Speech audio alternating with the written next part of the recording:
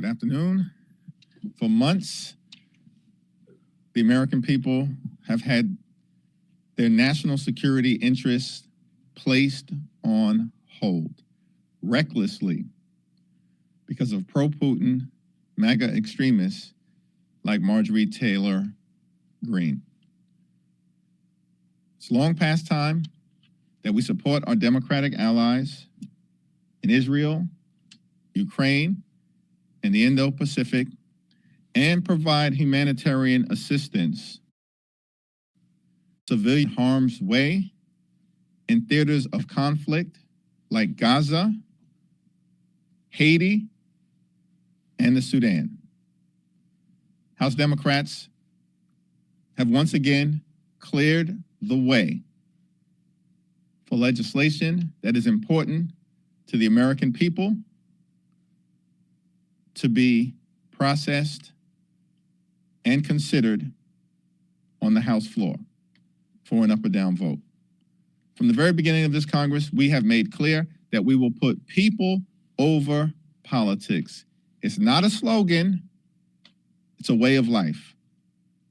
And we have demonstrated it repeatedly. And we will continue to do just that, because we believe in achieving real results for the American people. Questions? Can you talk to us a little bit, about how your conversations with the speaker may have happened today around getting Democrats to vote in a larger majority than Republicans on this rule? And then secondly, the idea that because of that, you could be losing that speaker from within the conference. What's important at the moment is making sure that we finish the job. We take up and that robust majorities of Democrats and Republicans in order to meet the national security needs of the American people. Democrats will provide a majority of our majority as it relates to funding Israel, humanitarian assistance, Ukraine, and our allies in the Indo-Pacific. It remains to be seen what Republicans will do in terms of meeting the national security needs of the American people, but it was important for House Democrats to make sure that the national security bills are going to be considered. I speak with Mike Johnson frequently. We have a open, honest, and communicative relationship. I did not talk to him this morning. We made a decision last evening that we would do what is necessary to provide the votes on the Rules Committee to ensure that the legislation could be heard on the House floor today.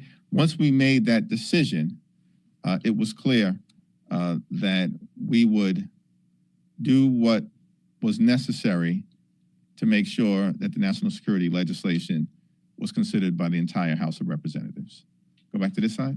Thanks. Thank you, Mr. Leader. I don't know if you're aware, but Congressman Paul Gosar has now come out in favor of a motion to vacate, joining Congressman Green's motion to potentially oust the Speaker. Obviously, if all Democrats were to join them, the Speaker could potentially be out. I know when I asked you yesterday about the motion to vacate, you pointed back to your previous statements in February, and at that time you told the New York Times for Speaker Johnson to do the right thing relative to meeting the significant national security needs of the American people by putting it on the floor for an up or down vote. There will be a reasonable number of people in the House Democratic Caucus who will take the position that he should not fall as a result. Is that still your position? Yeah, that's a declaration, not an observation, but that statement still stands. By the way, let me also... To be clear, you would say them. No, that's a declaration, not an observation. We'll have to have that conversation before the House caucus. But first things first, we still have to get the national security bills over the finish line. In that statement, that's what we made clear, that we have to do the business of the American people. We've been waiting for months, unnecessarily, because of gamesmanship and partisanship and brinksmanship on the other side of the aisle. First, the extreme MAGA Republicans said, we can't meet the national security needs of the American people until we make changes to border policy. And then the extreme MAGA Republicans killed a border policy bipartisan piece of legislation. Then we were told that the extreme MAGA Republicans could not address the national security needs of the American people until a spending bill was completed.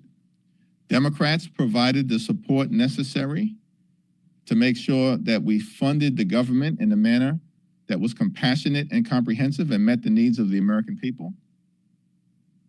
And then we went on to another excuse from the extreme MAGA Republicans. Third, we were told that the national security needs of the American people could not be met until we reauthorized the Foreign Intelligence Surveillance Act. Even though we were promised, after finishing the spending bill, that the first order of priority upon our return to Washington in April would be national security legislation. But we had to deal with the Foreign Intelligence Surveillance Act, which Democrats once again helped get over the finish line. Extreme MAGA Republicans, as we have observed, are out of excuses, and the American people and our allies in Ukraine and throughout the world are out of time in terms of our national security needs being met. Hopefully we're on track for that to happen tomorrow. We've been very honest in our assessment of the situation from the very beginning, including in the declaration that I made in late February. And at the appropriate time as House Democrats, we will have a conversation about how to deal with any hypothetical motion to vacate, which at this point hasn't been noticed. Moscow, Marjorie Taylor Greene, Massey, and Gosar are quite a group, and I'm sure that will play some role in our conversation. But central to the conversation, the prerequisite to the conversation, is to make sure that the national security legislation in totality is passed by the House of Representatives. Peter Jeffries, I wanted to just clarify your answer to Alex's question. Did Johnson specifically come to you and ask, say, I'm going to need Democratic votes? And second, how much credit do you think he deserves for kind of doing the right thing eventually? We can assess how we got to where we are once the national security legislation is voted on and completed in terms of the process in the House of Representatives. Our teams and the whip teams on both sides of the aisle are in constant communication about the whip counts as it relates to both procedural votes and substantive votes, and that was no different as it relates to the national security legislation. I did not speak directly to Mike Johnson about the numbers necessary because it was pretty obvious to us, given the growing number of pro-Putin Republicans in the GOP, particularly in the House of Representatives, that this was going to require substantial Democratic participation. And we had a choice. Were we going to put people over politics? Because the political thing to do is always to let the extreme MAGA Republicans crash and burn because they have so many out of control members, they cannot govern on their own. And we could let them simply crash and burn. But when we say we're going to continue to put people over politics, we actually mean it, particularly when it comes to meeting the needs of the American people, both domestically and in terms of our national security. And we're going to continue to do just that. Leader. Second row. Thank you, Mr. Leader. Can you just take one more swing at that? Speaker Johnson is, of course, a very new leader, and we have all watched him come in and try to take hold of this conference. Can you assess his role for us so far, and what do you mean for him and sort of for the state of our politics here that he has made this choice to put his job on the line and see what he can do with you and Democrats to provide? As much as I would like to think that the American people care about what I may have to say about the job performance of any of my colleagues in Congress, I don't believe that that is the case. And so I think what the American people care about right now is meeting their needs in a very dangerous world in terms of standing by our Democratic allies in defense of freedom and liberty here at home and across the globe. That will be the ultimate test by which Speaker Johnson, myself, and all of our colleagues in the House on both sides of the aisle will be judged. Will be judged. And that's how we should be judged. Did we deliver for the American people? And the threshold, I think, in terms of the test that we've confronted as Democrats, is that we are consistently delivering for the American people. Let me reiterate that in terms of Speaker Johnson, we have an open, honest, and highly communicative relationship. He has to manage the dynamics of a very unruly House Republican conference filled with pro-Putin extremists who have zero interest in funding Ukraine. Let's see what happens on the floor tomorrow when the funding bill for Ukraine is before the House of Representatives. But it took bipartisan cooperation led by Speaker Johnson on the other side of the aisle to get us to a point, finally, where America's national security interests can be considered. Thanks. Thank you. Despite all these delays, there was still a very significant bipartisan vote for the rule, at least. But you just mentioned you want to see what happens on Ukraine. Do you think that there is still a significant bipartisan consensus when it comes to these national security issues, or do you still have doubt about that based on what you're saying? I'm very confident that the overwhelming majority of House Democrats will stand by our Democratic allies in Israel, in Ukraine, in the Indo-Pacific, and make sure that humanitarian assistance is secured for innocent Palestinians in Gaza who are in harm's way through no fault of their own, as well as people in conflict zones throughout the world, including in Haiti and the Sudan, where there is massive suffering.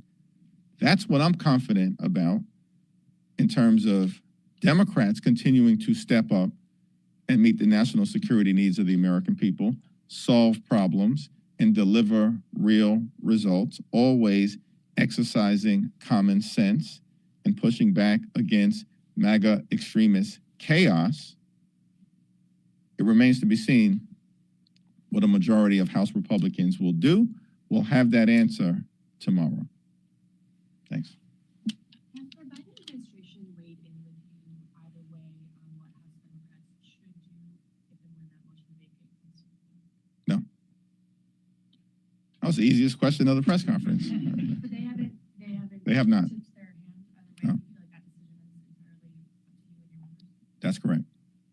And that was also the case in October of last year. You mentioned the three parts of the Bipartisan, Israel, Ukraine. What about the fourth part of that legislation? TikTok, the Reaper Labs.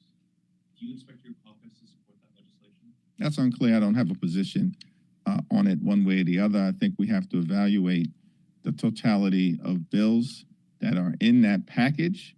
And I expect that there will be a significant number of Democrats who will support the fourth legislative item, and a modest number of Democrats who might oppose it.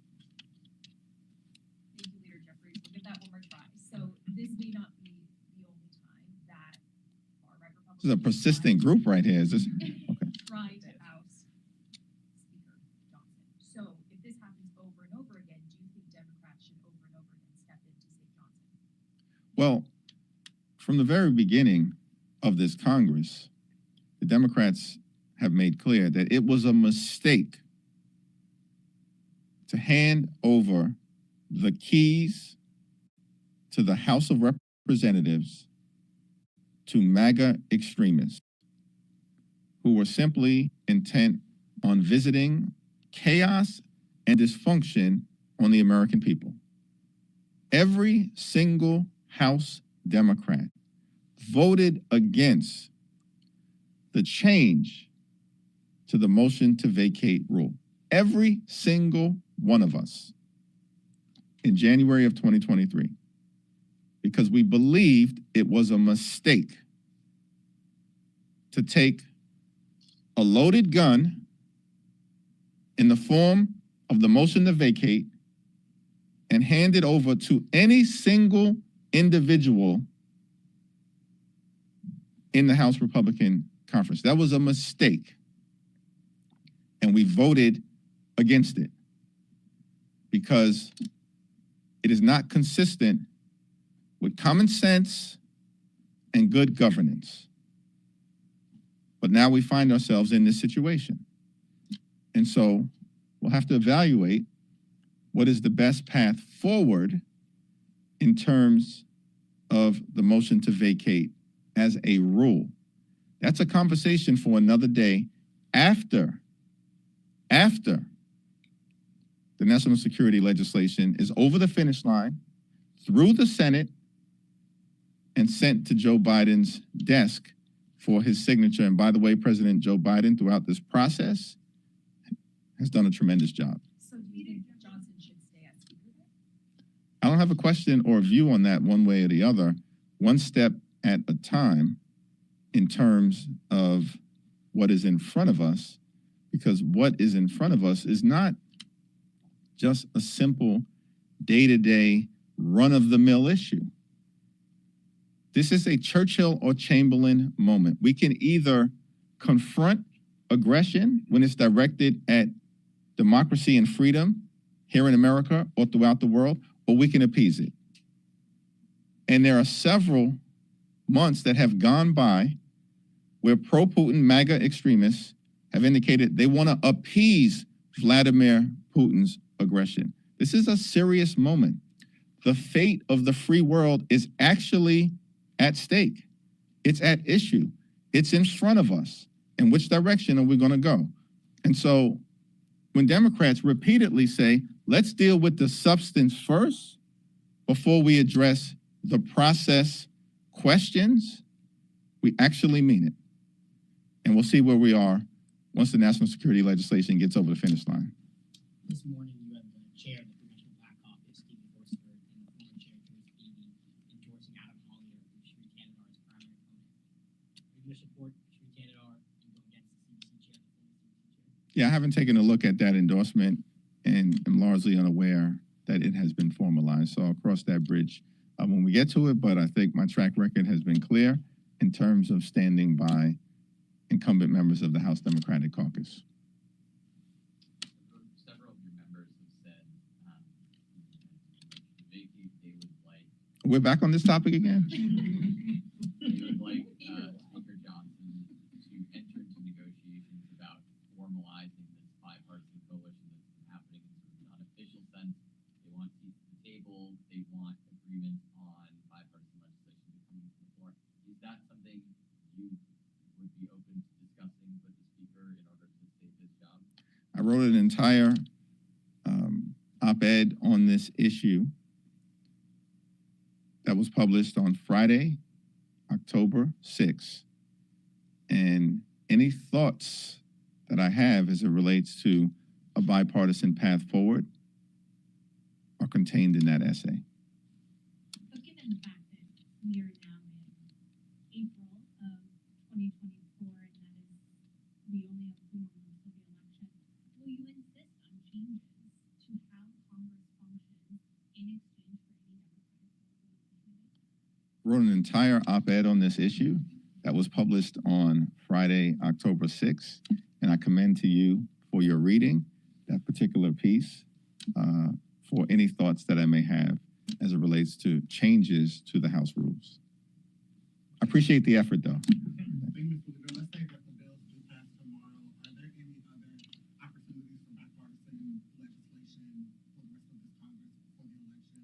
The Farm Bill is due. There's some discussions around artificial intelligence.